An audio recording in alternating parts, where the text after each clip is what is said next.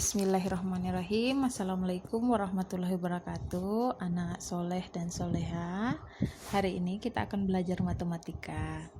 Kemarin kita sudah membahas materi tentang pecahan, yaitu menyelesaikan permasalahan yang terkait dengan pecahan.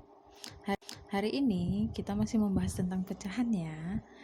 Saya akan membahas materi dari semua materi penjumlahan dan pengurangan pecahan.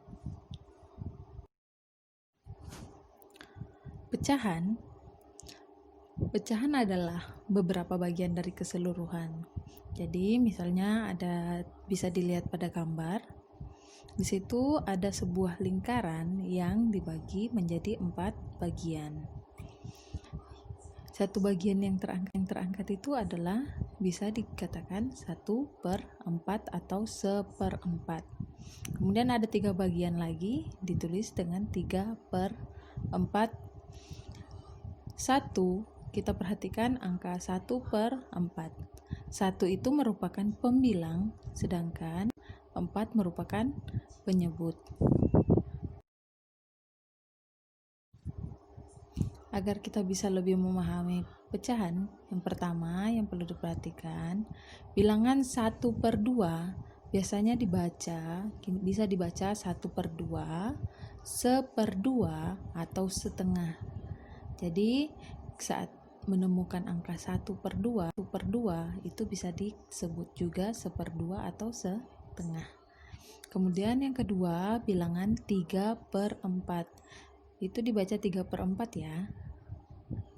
Kemudian yang ketiga, bilangan 1/2 dan 3/4 merupakan bilangan pecahan.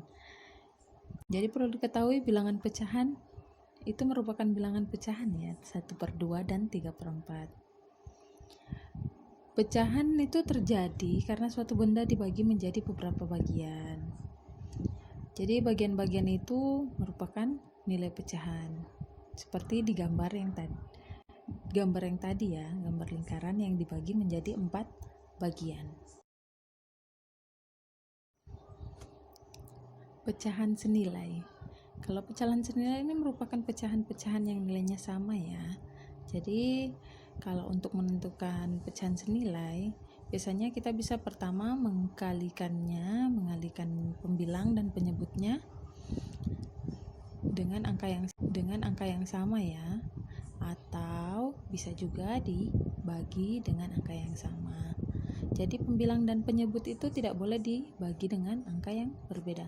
Kalau kita membagi angka penyebutnya dengan angka 2, berarti pembilangnya harus dibagi dengan angka 2.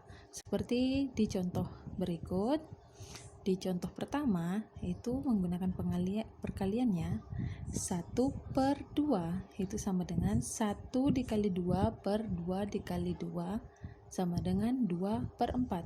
Jadi bisa kita katakan 1/2 itu sama dengan 2/4.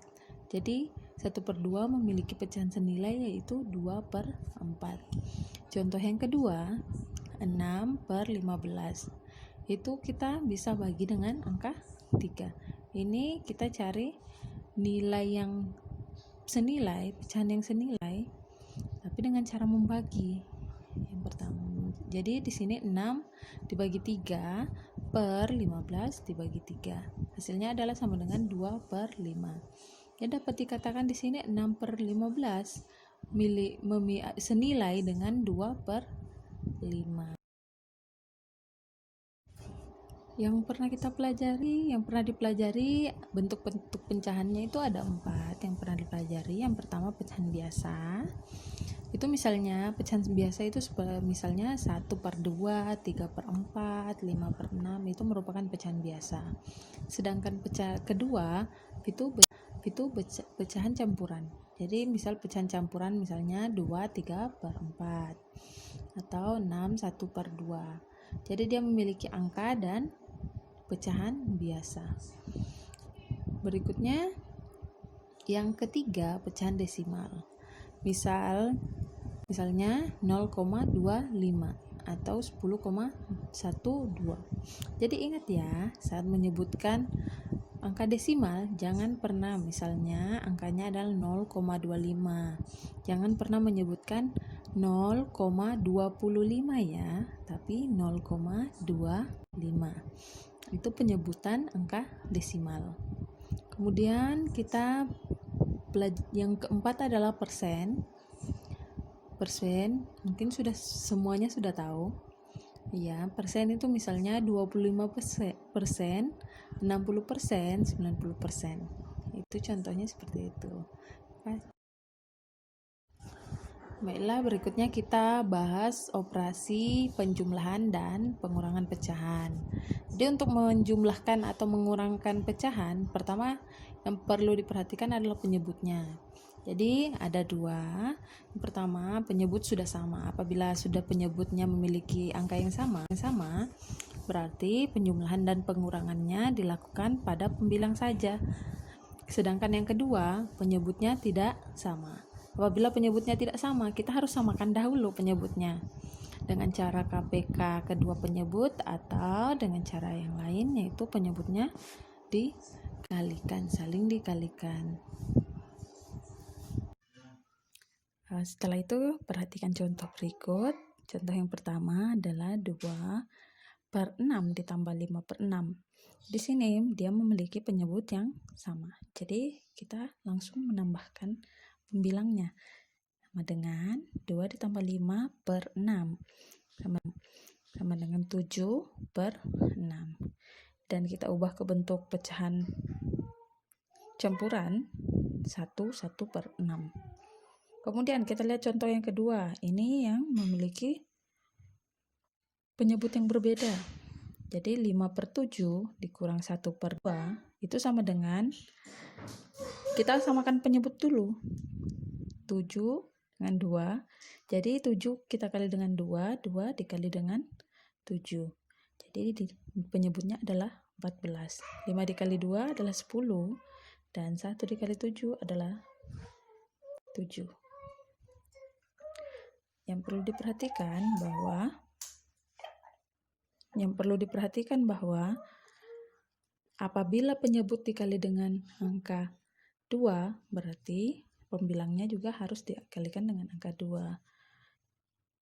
Jadi hasilnya adalah 3/14.